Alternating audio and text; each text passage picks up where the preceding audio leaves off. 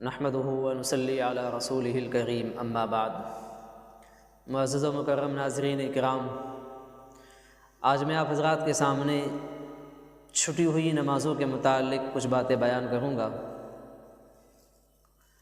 جن کو قضائے عمری بھی کہا جاتا ہے۔ ان نمازوں کو ادا کرنے کا طریقہ کیا رہے گا؟ کیا وہ نمازیں ادا ہی کرنی پڑے گی یا کسی اور وظیفے کے ذریعے سے وہ نمازیں معاف ہو سکتی ہے یا نہیں ہو سکتی؟ جیسا کہ بعض مرتبہ سننے میں آتا رہتا ہے کہ قضا عمری جو نمازیں ہوتی ہے، جو انسان نمازیں چھوڑ دیتا ہے غفلت کی وجہ سے، سستی کی وجہ سے، یا جانے انجانے سے، جس طرح سے بھی چھوٹ جاتی ہے، پھر بعد میں چل کر کے انسان کو ہوش آتی ہے، اس کو سمجھ آتی ہے،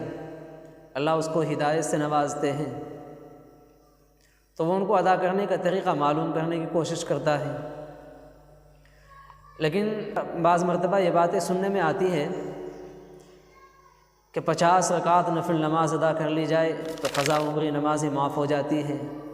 یا کچھ اور وظیفہ بتا دیا جاتا ہے جس سے قضاء عمری نمازیں معاف ہوتی رہتی ہے۔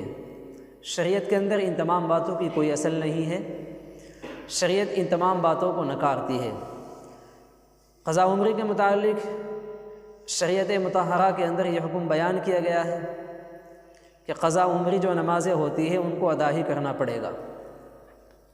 وہ کسی وظیفے سے یا 50 یا 100 رکعت نفل نماز ادا کرنے سے معاف نہیں ہوا کرتی۔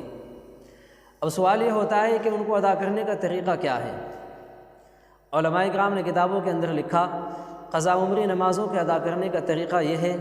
کہ انسان جب قضاء عمری نمازیں ادا کرنے کا ارادہ بنائے تو اس کو چاہیے کہ وہ اپنی نمازوں کو جوڑ لے، جتنی نمازیں اس کے ذمے فرض ہے، جو اس نے چھوڑ رکھی ہے فرض نمازیں، ان کی تعداد متعین کر لی جائے۔ اگر وہ معمولی ہے، اتنی نمازیں چھٹی ہوئی ہے جن سے کہ وہ تعداد میں آ سکتی ہے، گنتی اور شمار میں آ سکتی ہے،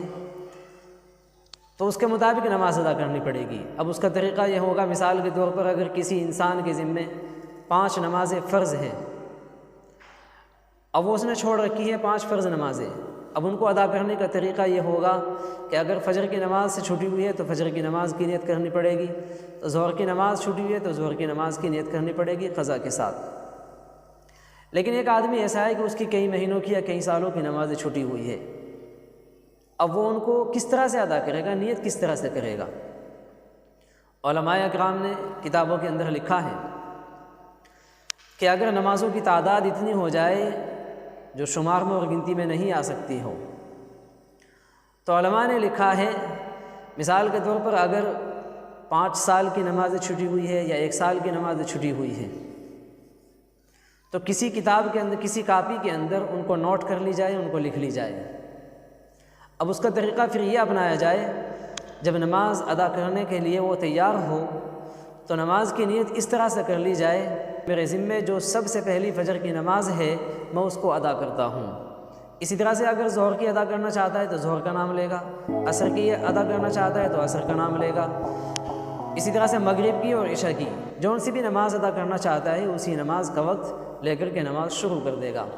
اب وہ ایک وقت کی نماز مثال کے طور پر فجر کی نماز ادا کر چکا ہے، اب وہ دوبارہ پھر سے فجر کی نماز ادا کرنا چاہتا ہے تو پھر سے نیت یہی کرے گا کہ میرے ذمے جو سب سے پہلی فجر کی نماز ہے میں اس کو ادا کرتا ہوں۔ یا اسی طرح سے اگر کوئی شخص الٹے طریقے سے ادا کرنا چاہتا ہے کہ جو سب سے آخری فجر کی نماز میرے ذمے ہے میں اس کو ادا کرتا ہوں، اس طرح سے بھی نماز کی نیت باندھی جا سکتی ہے اور نماز کی نیت درست ہو جائے گی۔ اس طرح سے عشاء کی نماز کے اندر ایک نماز ہوتی ہے وتر کی، اس کا بھی ادا کرنا ضروری ہوتا ہے، ان کو بھی ادا کرنی ہی پڑے گی۔